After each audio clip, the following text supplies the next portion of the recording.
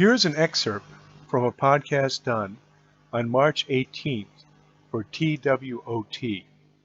That's a podcast called Truth Will Overcome Tyranny.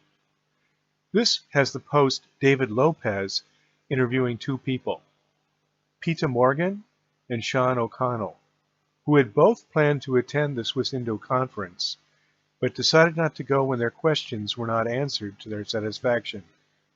The way that Swiss-Indo's leaders dealt with hard questions is very revealing. This is a must-listen segment.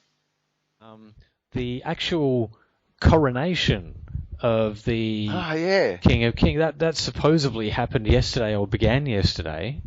I can't find a damn thing on the internet. Really? You had a bit of a look?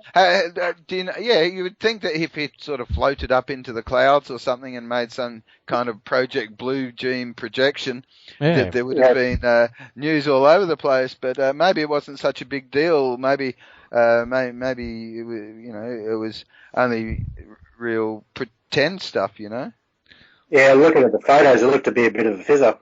It looked like a rent-a-crowd, basically, and it was just all I saw was people sitting around and in a conference-type setting, conference room, and a few people signing documents, but it didn't appear to be a coronation. I don't know if they're behind time for whatever reason, but it just appeared to be, people signing documents, and the delegates apparently were meant to be signing the documents. So hang on a second. The pen that he used to sign the documents didn't sort of have some ray of light come down from the heavens to touch it, and maybe the hand of God or something sort of clasping over the hand of the King of Kings, helping him do the signature or anything like that. Nothing like that. No, I could see. No. Yeah. They have to put the special effects in later. Yeah, right. That's right. It'll go on YouTube with all the special effects added. Other things. God. But was there any public? Was this any of this public? Did anyone outside the wider world get to see this coronation?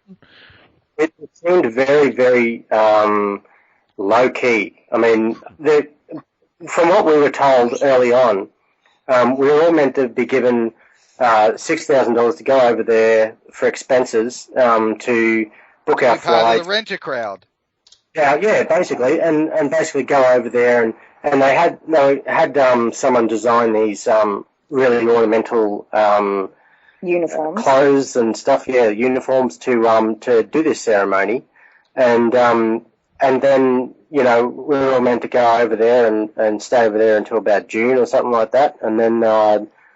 And basically what's happened is the money hasn't come through to these people, and so only a handful of people who are able to afford to go over there themselves have gone over there. Yeah. And it looks to us like we're kind of out of the loop now, so it just looked to us that basically they haven't been given the money, and so the ones who can afford to go off their own back can go over there, and the rest...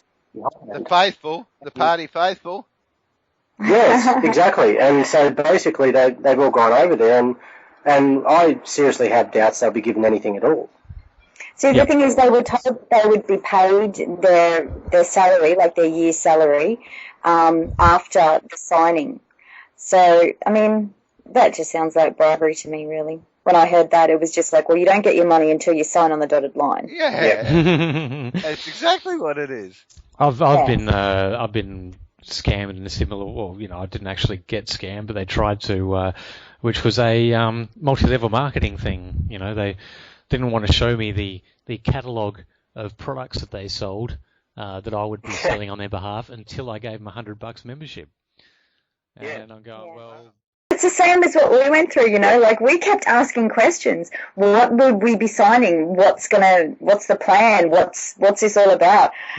I mean, you heard the recording, I'm sure, David, and basically what Ross said was, we'll find out in Cirebon. And that was the only thing that we were told. Yeah. We had so many questions, but we'll find out in Cirebon. So basically, you go over there, and you're in a country, you're told that if you mess up the coronation or if you create a scene or streak the cricket match, that you won't be coming home. Yeah. But we were going to find out the details over there. I mean, I'm not even sure if the delegates had a proper translation of what they were signing. And was coming home sounds kind of threatening. Yeah, that is definitely a threat. Yeah. Yeah. Well, you heard it, David. What did you think when you heard the recording? Yeah, it sounded like he was threatening you. It was, implying bad things were going to happen. I mean, not going home, so it conjures up in my mind that you're either going to be living the rest of your life in a jail cell or dumped in the harbour or something. Yeah.